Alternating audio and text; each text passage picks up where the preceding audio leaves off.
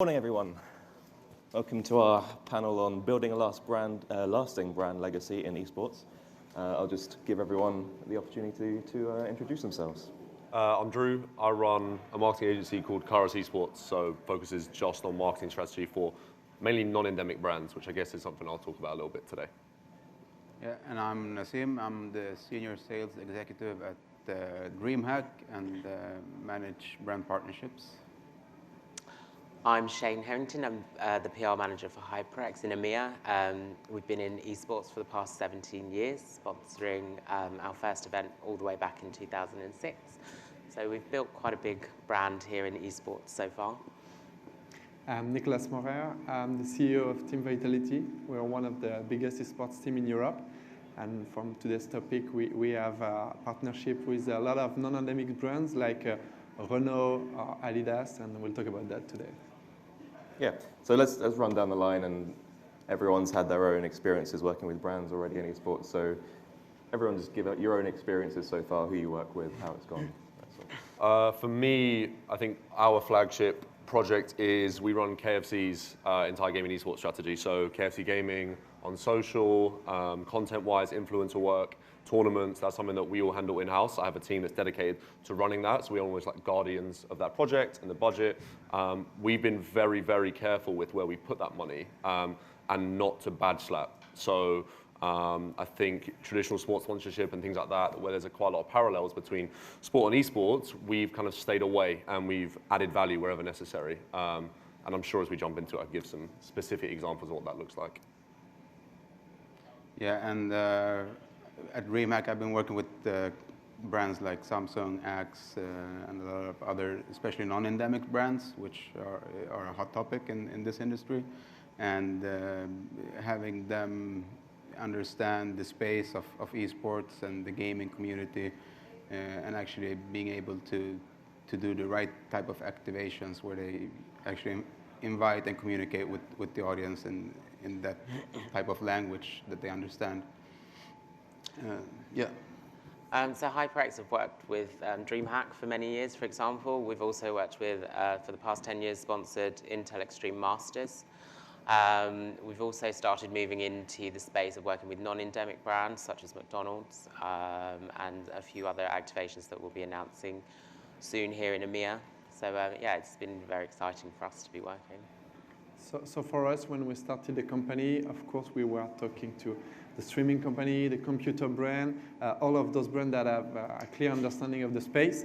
But we had this idea very early on that we should cater to more mainstream brands that were not in the space yet.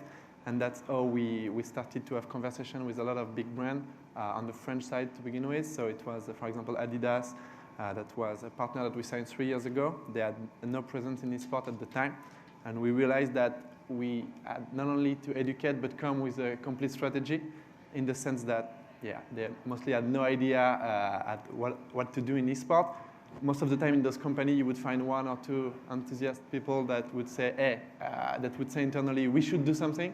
But of course, it takes a lot of time to go to the upper ranks. So what we did with some brands was to start with lower kind of partnership when we build their esports strategy.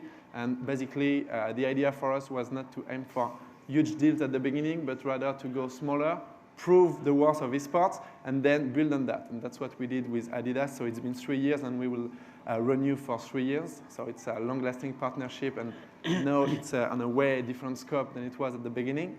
Renault is an interesting one also because they tried to understand esports. Like most brands, they had this clear idea that they should go into the space, do something to cater to the younger audiences, but frankly, with not a clear understanding. So they tried to work with their traditional agencies, and that's the way we started working with them. They showed us proposals from traditional agencies, and frankly, we had to tell them that doesn't work because the audience won't care. That's not good to establish your brand presence, and that's the way we started the partnership because we proposed something else. And we can go into details maybe later on, but that's what we do, and I think it's a big industry trend to work with more and more non-endemics, but we're still not there yet in the sense that most brands know that they want to do something but still need that education part, and they still need to talk to the right persons. So before we get into our own hard-hitting questions, remember you can all submit your own questions via the app, and we'll get to them a bit later on. So brands and esports, we've had good examples so far, we've had bad examples as well. Shall we start with the positives? What do you think the best examples of brands doing well in esports so far have been? I know you want to talk about KFC. That's fine. No, I can talk about some others as well. I think DHL had a showcase yesterday with ESL, and I think that's a great example of what content needs to look like to really like drive that engagement with the audience. Ultimately, DHL were about as far from a partner you'd envision, ESL picking up anytime soon. However, directly through the stories that they told and the narrative they created, the influencer like usage, I think like again activating those specific parts of the community was why it succeeded so strongly. So yeah, as much as I can talk about KFC, I think that there's definitely some examples of some other really, really strong activations, and I'm sure it's something that with Vitality you can talk about there where, it's not at all really relevant about social posts and deliverables, it's about what those look like, right? And I guess from your side, you could probably talk about what those look like. Yeah, I think it's the two things. You have to deliver, and I think in esports it used to be an issue because it makes a lot of sense from when esports, the way esports grew up. A lot of the teams, for example, the rights holders on the team side, it was not very structured company. It was very, let's say, amateur enthusiasts, people that build small company at the beginning, and like everyone at this point in time, they were trying to get deals. They were trying to have sponsorship money. So they would do everything to pitch and say, this will be great. But they didn't have the capacity and the internal resources to properly deliver on partnerships. And when you, on the brand side, and you're used to, let's say, a sports partnership, when you have clear deliverables, you have account managers, you have people doing servicing. So you're used to that, and you go to esports and you don't find the same structure. It can have a very bad effect on the esports image. And for example, if I take my example of the Orange deal, Orange used to work with another esports team that I won't name in France, and it was a disaster, frankly. So the issue there was not only that this team created a bad image in Orange mind, it was really Orange was thinking esports is not professional. Maybe we stop esports entirely. And we spent 1 year explaining, no, it's not esports as a space. It's, maybe some team, maybe some tournament organizers are not there yet, but you also have very professional structures here, and we'll prove that to you. But it took 1 year to convince them to try again in esports, and the first year of our partnership was a success. But it shows also that a lot of companies are having, let's say, a short-term strategy when they want to sign the deal and they don't properly deliver, and it's very damaging for the space. And we have to also, let's say, have this longer-term approach where we can say, okay, let's build this, let's make it work and increase the value step by step. And that's the way we did it.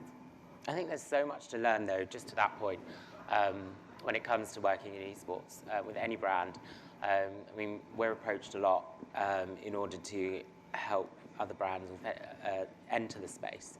And I remember when I first joined HyperX, you were still able to talk and negotiate through the product. So we're actually owned by Kingston Technology, which is the memory brand. So they created HyperX in order, which is the kind of enthusiast memory. So back in 2007, we were able to negotiate a deal through the memory and be a supplier of the memory and the SSD, and then also give some support financially. Now, obviously, esports has come a long way since those days, and the money is now astronomical, and that's going up more and more because of the larger budgets from the non-endemics like Orange and the telecommunications, and also you've got the Mercedes that are entering.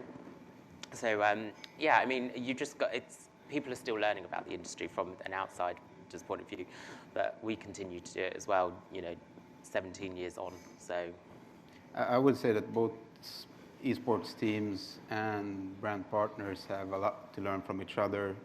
As you mentioned, the esports teams, they have evolved from this, friends creating a team, having no experience in how brands work, how media agencies think when they put on the strategies for their clients and so on. Last year, we've seen a big difference where actually the teams, but the organizers and agencies like Kairos have learned so much from each other that the teams become more accurate when they're proposing different kind of strategies to actually get their team sponsors. What I often say to non-endemic brands is to actually take a look at the endemic brands and their journey into gaming and esports, like Kingston, which is the origin company of HyperX, you need to create the right image to actually being able to get into this space, because these people who watch esports and who play games, they are not from another planet. They are your customers already. The only way you need to be able to approach them is to communicate in their kind of language. So, and we mentioned DHL. I would say another good example is Mercedes getting into esports and gaming as well. It's all about having the right image and the right kind of language. It's the important factor of authenticity, right? Yeah. Like how can brands go about getting that right image in esports? It's content. To me, it's no, like I think authenticity, like you rightfully say it, but it's even more important in this space, like to the point that if you don't get it right, you'll get like annihilated. Like I think it can be, as much as I love it and I came from it, like it can be a very toxic community at times.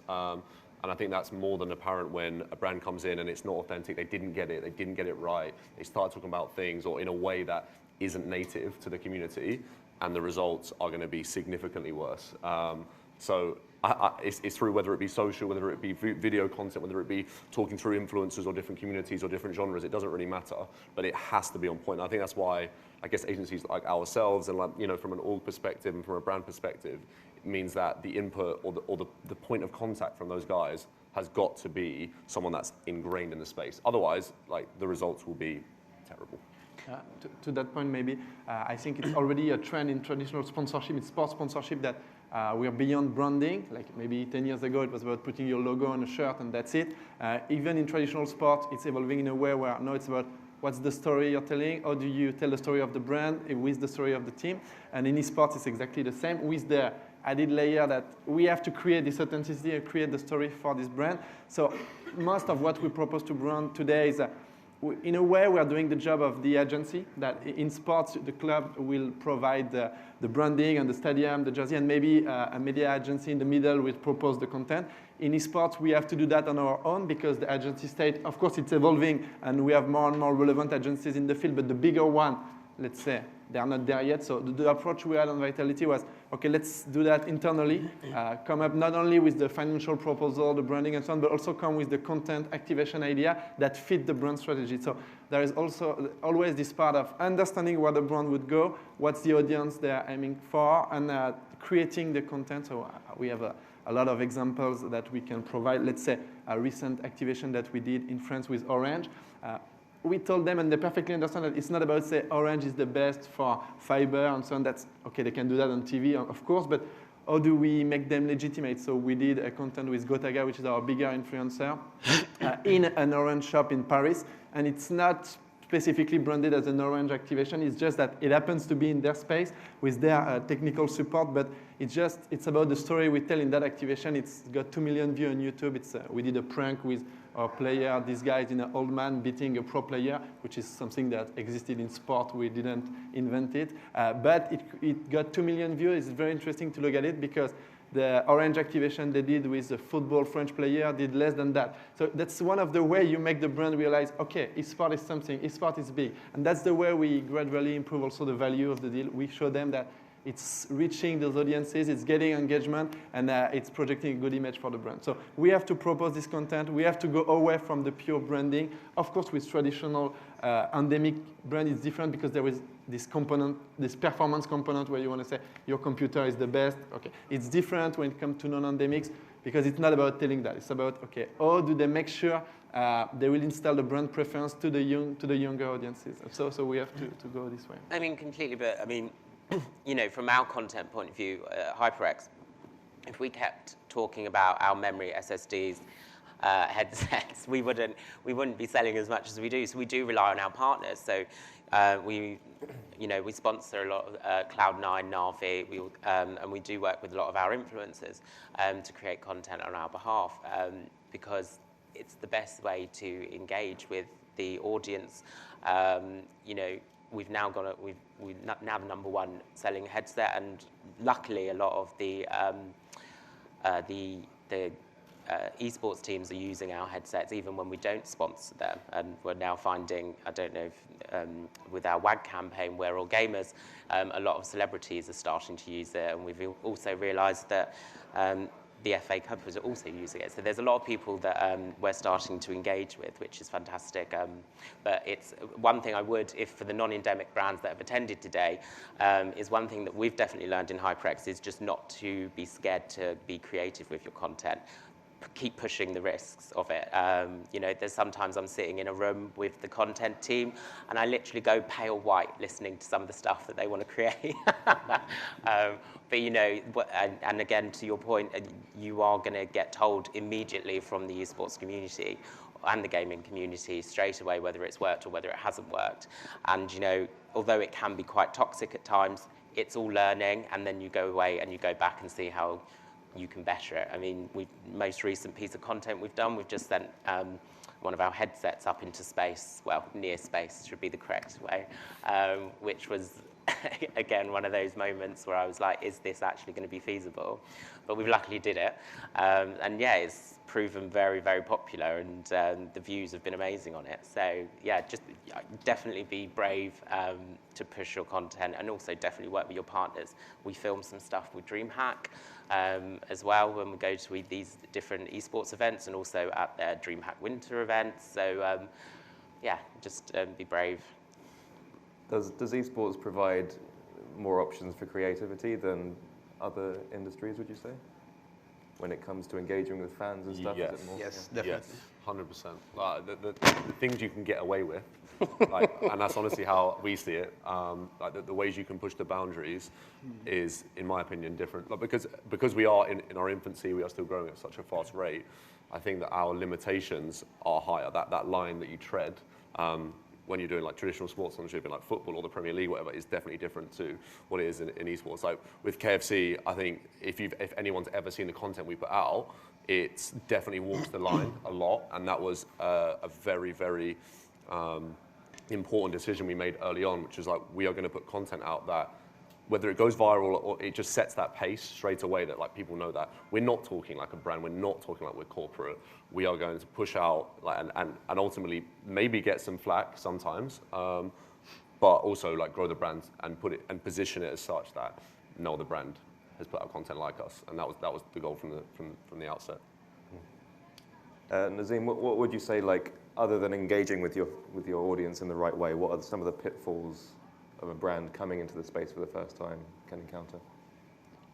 I would say a big pitfall is not doing your homework before taking your brand into this space, not knowing what the community or the audience actually evaluate, because these people who consume esports and gaming are extremely large and strong buying target group, and if you go into this space without knowing how to actually communicate with them, it can damage your brand quite a lot.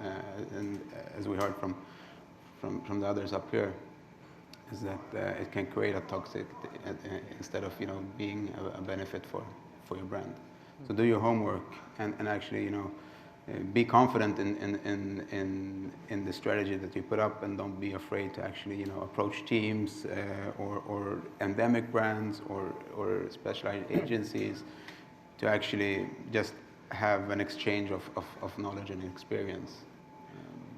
On that, I would say the interesting thing is that the fans are very binary or schizophrenic in a way. Like, if you approach it right, I take what we did with Adidas, we made sure we had a good announcement plan and so on. If you do it right, they see a big brand coming to esports and they love it. They say, okay, My passion is sport. It's more and more legitimate. We see big brands coming. It's great. So the fans say, okay, I love Adidas, and then everything you do, if you start on a good footing, it works well if you have the right strategy. But if you don't start well, they will see the brand as very opportunistic, wanting to make a money grab. Yeah, of course, the brands want to make money out of it. But yeah, they just see that part and they say, they are not authentic. They're just here to sell us their product and so on. So it's very binary, especially if you look at Twitch chat or social media. It's very rare that, it's either black and white. They will say, I love the brand, or I hate what it's doing. So exactly what you said, doing your homework in a space where you have a lot of experts or consultants, and like every new space, of course, there are a lot of people like that trying to sell brand the strategy or an approach. So they have to do their due diligence, take the time to understand who are the right people, relevant people in the industry. There are few on the team side and the tournament organizer or the agencies. You have good ones that exist, but you have to take the time to find out. And then, of course, you take this time, you do your homework, and then you go all in a strategy, and that's the way you should do. And the issue is that a lot of brands, they don't do this due diligence, and we see the results, not giving names, but there are some I was going to ask Shane, without naming names, what are some examples of some bad ideas you've seen? I have one, if you will, because in France it's a very well known. You take it, because I might work with them. So there is a brand that tried to do a League of Legends team in France. At the beginning, they were telling that they would do a team that can compete in the highest level. So highest level in League of Legends is LEC. At the time, it was LCS. And frankly, it cost €1 million to have a budget to fill the team in that league. So people were like, wow, a big brand that they will put a lot of money on the table to create a great team. Excellent. They had a lot of expectation. And then they realized that the team would maybe play in the second division, challenger at the time. And then they realized that there won't be a challenger team, but it will be a kind of amateur, semi-pro team. And at the end of the day, it was an all-female team, which might be an interesting approach. But in this case, since they wanted to brand it as a team that can win the World Championship, suddenly it was a very amateur team that won 0 competition. And yeah, everyone was mocking this brand for having this strategy. This strategy could have been well done. They could have said from the beginning, we try to get girls in the industry, give them the chance to succeed, and they could have built a storytelling on that. Yeah, for example, we like girls pro players, so they could have done it well. But since the approach is saying we will be the best team, suddenly it was ridiculous. And this brand is always mocked in France when it comes to esports. And I think they will have a hard time recover from that. Maybe they do, but it will take years. And it's one of the many examples. Like you said, for the brands, it is about making money. But do the goals of the brands differ for esports than when they're trying to be in other spaces? Because it might not be the instant return that they're looking for. It depends on the brand. If you're HyperX, I assume you want to sell headset, you want to sell keyboards. When we talk to Renault, we won't sell cars to the 15-year-old fan. So it's a long-term play of creating the brand preference in the long run. So it depends on the brand objectives. Some brands are more focused on selling. You can want to do both, I guess. Install brand preference for a new generation and also have direct ROI. It really depends on the brand structure.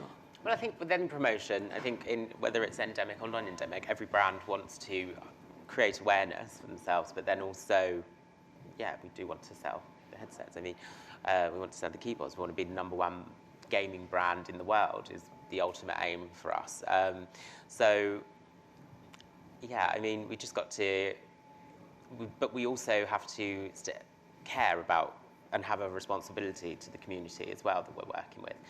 We've all just said that it's a very kind of sensitive community, so you will know whether you've done something wrong or whether you haven't. So we recognise at HyperX that you've got to be responsible with a lot of it, be brave with the content, but also be quite responsible with how you execute as well.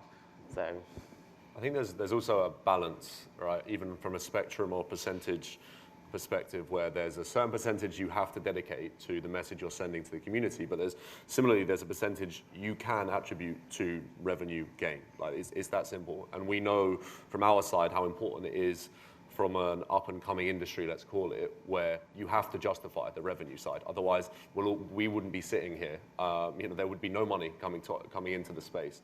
I also think there's a massive point around first-mover advantage in esports now, and I think in a lot of industries, certain areas that, to us, we can't understand why they're not taking advantage of it yet. And there will be a brand that moves first, and they will get benefits for 5 to 10 years from now, and they will be loved by the audience and get better, revenue, social growth, brand awareness, et cetera, sales for honestly 5 to 10 years plus. And that's something that we're currently having a lot of conversations about, which is, yes, the outlay might be more now, and you may not receive the same amount of money back that you would as a traditional sport would, but long term, that's going to dwarf the amount you're going to lose out on maybe year 1 or 6 months in.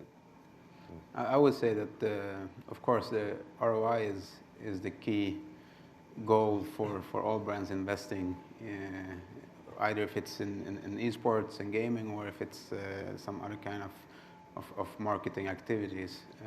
But the journey towards that ROI is different for every brand. The objectives are different. As you said, some have the short-term sales process. Working with Renault, they're not going to sell 15 cars by one event.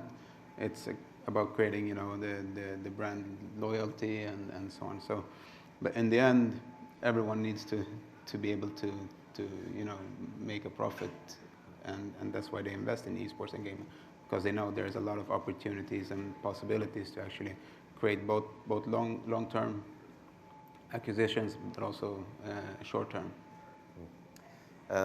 We've got some big brands, big organizations on the panel here today, but we've had a question from the audience about, for smaller esports organizations, how do you manage a brand partnership with like a big brand if you don't have the budget? And I guess, how would you attract bigger brands to your organization? Well, I mean, we're approached very frequently. I think we get like minimum coming into my inbox, which is the wrong inbox, FYI. Probably about 6 emails a day asking for sponsorship.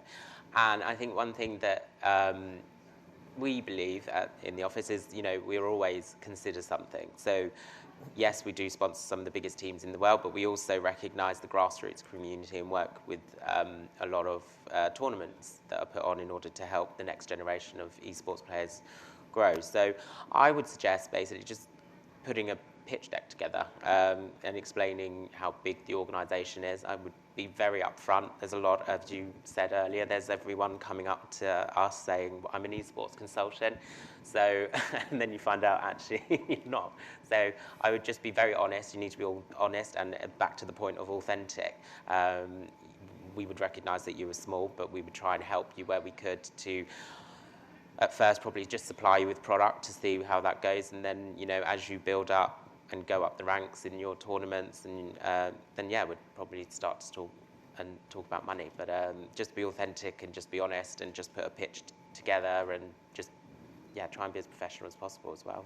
And to your point, I think you need to have also a niche when you're a smaller organization, because when we started 6 years ago, it was possible to start with a few €, passion, work a lot, and try to do something. Now in esports, it's very complicated, because we're in a direction where you have top teams that get more and more funding, more and more resources. So the smaller team, they shouldn't try to compete with the bigger one, trying to replicate what the bigger one do, but with less resources, less money, it won't work. I think if you want to start now, first of all, it's more complicated than it was a few years ago, but it's still possible. But you need to find specific and unique approach, having a niche. Maybe you have mobile gaming that is not that big in esports in Europe, in the Western world yet. It might take off. You might try to do plays in games that are less popular or have specific fandom. At least, not try to be Fnatic, to be Vitality, because they won't be able to compete. You cannot field the best player. It costs money. It's just not possible. So try your own approach in specific game or with specific content creators that cater to specific communities. I think need to try to be unique for a small organization nowadays. Definitely walk before you can run, and that's a really good point about being niche. I think just go for one game at one team, and then slowly, as you build up that reputation, you see over time that more teams are added to the organisation, and that's how you kind of grow. from our side anyway. Great. Let's continue with these audience questions now, so feel free to send more in if you want. Nicolas, are you able to take this top one here? How do you manage and ensure the longevity of your own brand for Team Vitality? So it's a very interesting question, because at the end of the day, that's what we are building, and that's the way we think we worth a lot of money in the long run, and that's the way we try to attract investment.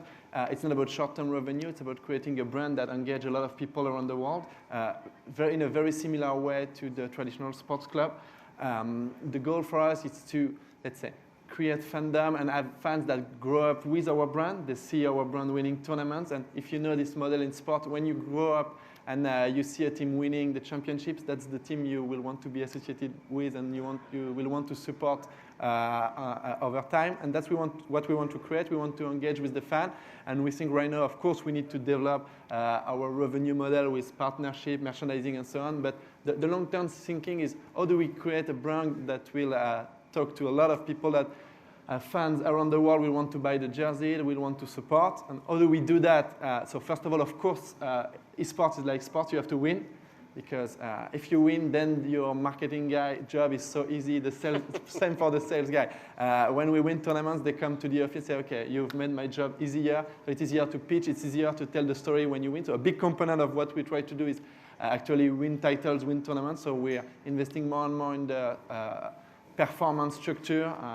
We have a deal with Stade de France, where we have a performance center. When we have, it will open at the end of the month. We'll have a physical, mental coach, and it's an industry trend. It's not only us. It's how do we try to create this structure to perform. So that's one part. The second part is the brand part, the marketing. How do we tell the story about the brand? So it's not only about winning, because if your storytelling and your marketing is about winning, then suddenly you don't win and people go away, and that doesn't work. You want to create a brand like Los Angeles Lakers. They can lose for 10 years, but they will still have a lot of fans because of the legacy, because of everything that's surrounded, because of the history. And of course, you try to do that while winning. Then you get what you want. So it's twofold. It's winning, creating this structure, hiring the best talent, because it's a talent industry. There are a few top players, and like in sports, you cannot really expect to win any tournament without star players. There are exceptions, but at the end of the day, you will need to get the right talent, and also create all the marketing, storytelling structure around that, and try also to be different, to have your own approach. And so I think it's those two layers, and ultimately that's what will lead to monetization, we believe. And it's a long-term process. Another question here is, are there any particular non-endemic sectors which have adapted better to marketing in esports than others? Obviously, we've got Renault, you mentioned Mercedes, League of Legends have got Kia, so I guess automotive would be one of them. Any others? Yeah. I would say FMCG sector. Some brands have done really great activations in esports, and also, yeah, KFC is a good example of what they have done so far. But yeah, automotive, Mercedes is, I would say, one of Why would you say that is? Because you wouldn't, not like a few years ago, you wouldn't have associated gamers with cars, right? No. What you said is super interesting. Like in some sectors, no one is moving, so no one is moving. I'll take the, to answer that question, we can speak about automotive, where you have maybe 10 brands that enter the space, but it also have to do with the brand just look at each other and say, oh, they're doing something, maybe we should do it. And I would rather talk about missed opportunities that I feel, for example, banking is a clear one to me. Like if you're a bank, you want to onboard new customers, young one, you should do esports. It's so obvious, so easy. It should be at least. And they are not moving. So the other banks that are maybe some conservative sectors, they say, okay, we don't really understand esports. What is that? Maybe we're not moving. And someday, through education, through esports getting more and more mainstream, one banking company will go in, and then they will all move. And I think it's as simple as that also in some without doubt. It's not a coincidence that like, as soon as we kind of kicked off KFC, Burger King, and McDonald's, you know, I don't know if any of you were at Gamescom, McDonald's had an absolutely massive booth, and that was the first time they'd done anything close to that. And I don't think it's a coincidence. These things definitely take time to plan, and maybe they were in the offing, but I absolutely agree. Like if someone does it right, and with cars and that sector, someone had done it right, and suddenly, as competitive as it is, everyone went, well, they're taking advantage of this. We need to do this. How do we do it? And it's going to be like that for the next 2-3 years until everyone's in it, and then it becomes a chaos. But content will always win. Yeah. I think energy drinks would be another one. They would. Energy drink is a different beast because frankly we can say it's an endemic. They're endemic now. It's kind Because of everyone hand in entered the hand. space long ago, Red Bull, Monster, G Fuel, so on. So this is, at the end of the day, they know the sector very well and they behave like endemic brands. Yeah, we've now recently seen alcohol brands starting to enter the market. So from our point of view, it's going to be interesting to see how that plays out. I think that's an interesting one to watch. Definitely. Do you think it's best to rely on the tone of voice of your partner that's already in the esports world, or create your own? I can be blunt about this one. I don't know an example that I've seen where the tone of voice should be the same for, let's call it the main brand and their gaming push. I think it should be considerably different. Otherwise, you will be corporate. You will not get the engagement you want. You have to almost build an entire sub-brand, in my opinion, and it's something that we've seen a lot of success with. You have to work. It means you also have to work with a brand and a partner that is willing to give up their tone of voice. You know, we work with a lot of clients that are very protective of how they talk to their customers, to the audience, and so you have to kind of work with them on maybe a middle ground on where you're resonating with the gaming audience, but also not losing their main identity as a brand. Well, Kingston had to create a whole new brand in order to enter this space. So, you know, if we rocked up to an esports event, and you know, which we did, and we were successful, but we said we were HyperX, and everyone thinks USB or memory, and then you know we slowly had to create Kingston HyperX, and then eventually we just had HyperX. So we created a whole new brand in order to authentically come into the space as well. And on that, exactly what you said about middle ground, if you just keep the corporate voice of the company, of course it will fail, but you can have tidbits or, let's say, taglines. Or when it resonates with what you are doing with your audience, makes sense. With Adidas, we use the here to create. When for us it makes sense in the story we're telling. If we just slap their tagline without any connection with what we're doing, it doesn't make sense and wouldn't work. But we can still keep their mottos or keep their brand voice when it makes sense. So it's in the middle ground, as you said. Definitely branded hashtags, as lovely as they are. When we did work with Vodafone in the past around like their play faster narrative about pushing their broadband offering, etc. You know, you can easily integrate branded hashtags or a certain message or narrative in. It just that overarching content plan and the story you're telling has to resonate with the audience. Otherwise, you will not get the engagement you want. Yeah. I think there's an interesting question about originality here. Like for a new organization coming into esports, Fnatic, Excel, Vitality, everyone has their own way of doing things already. Do you want to copy that, or do you want to build your own ideas? I think there is no clear-cut answer to that, but the question I think is toward, from a new organization, I think it's what we said earlier on. We're in a point in time where you have to be different because you cannot just brute force your way unless you have a 20 million check and maybe then you can start to get best talent, but I think we touched on that already. You have to find your path as a new organization. I think Reciprocity, who's aware of those guys, have done it really, really well. They weren't massively known. They picked up some teams in Siege. They picked up some teams in COD, some good teams, but they basically created some fantastic content. They had like a really strong content team, high production quality, like very, very high final product quality as far as like the editing, everything about it. And if you went to CW or London, for example, their COD team had a reception that rivaled the likes of like Optic and FaZe at the event, who are market leaders as far as an audience engagement perspective. And again, that was just from it's the connection between the audience and the brand, or audience and the players, or the organization as a whole. It doesn't really matter. If that connection's there, then you're gonna benefit off it again long term. And that's what I think they did of the last year or so that did rival the likes of like the tier 1 orgs as such. I think as well from a peripheral brand as HyperX as well, one thing that we have seen and we are constantly asked, and when we work with new teams that have just started, is that our brand helps them. Well, basically, you can't play the esports without kind of HyperX's peripherals and also our competitors.